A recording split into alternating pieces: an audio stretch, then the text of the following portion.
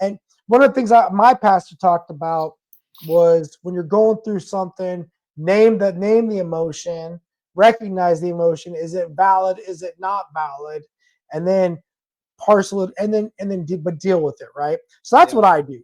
Do you have a process in your life when you start to recognize that you're starting to get underwater or in a space where you're sluggish, that you'll activate and you'll do something to best defend yourself? Absolutely. And it takes years of being with yourself to learn what works for yourself, right?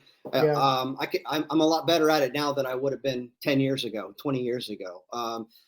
And it sure helps to have a good spouse that knows you well and knows you're up and you're down and can call you on it. And I love what you said. I'm going to use that actually. I want permission to, that's a really good thing. And that kind of goes in line with what, I guess, my answer to your question. So let me start with, I don't want to say they're not important, but I'm going to call them, for lack of a better word, more superficial. And then I'm going to tell you something that's, I think, more significant.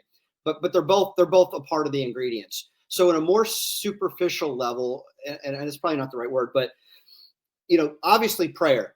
I mean, I'm a prayerful person anyway. I pray a lot, but having that real kind of prayer where it's be still and know that He is God, rather than, hey Lord, here's me again. Thank you for salvation. Here's my request. Here's my thoughts. Here's my thanks. But I mean, real, just be still. Yeah. Just sit still in your prayer. Don't talk. Just listen, or just be. Be. And so those are the short-term things that I do that are a little bit more superficial. The prayer type things. Sometimes not superficial, bro. Spiritual.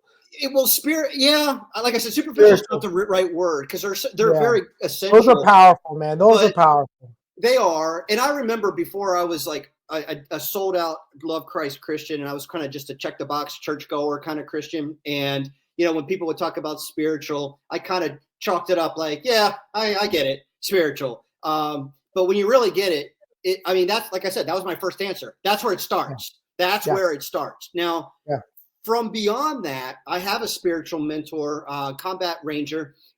He's maybe 5-10 years older than I am, but God brought us together, and he rides motorcycles and we ride together. So there's another one. One of my favorite things to do at midnight is put the headphones in, put on music that really kind of gets to me. Sometimes it's worship music, sometimes it's metal, depending on where I'm at. And I will just ride. I will ride through the national forest for 2 hours, and I'll end up at Daytona, sit on the beach and just be still with God, and drive home at 4 a.m.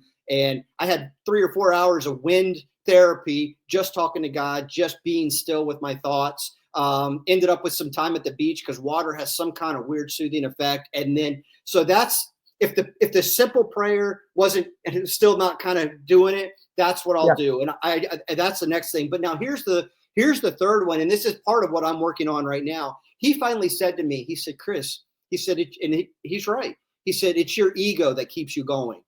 You think if you're not there to help somebody, they can't figure it out. And he said, I hate to tell you this, if you died tomorrow, they'd still find a way to keep going. So stop thinking that you have to be there to solve everybody's problems. And he said, now, when you take that weight off of your back and you realize the only thing that matters again is Jesus and your family, you don't have to give so much. And he said, so here's what I'm going to tell you to do. And I'm not doing a great job at it, but I'm trying. He said, ghost everybody for a year that's not part of that inner circle, meaning God, family, inner circle. Ghost them and work on yourself. And he said, to work on yourself, you've got to have your mental health is encompassing your spiritual health, your physical health, your relational health with the people in that inner circle, and your financial health. And if any one of those 4 things is wrong, your mental health is going to start to kick in the check engine light. And he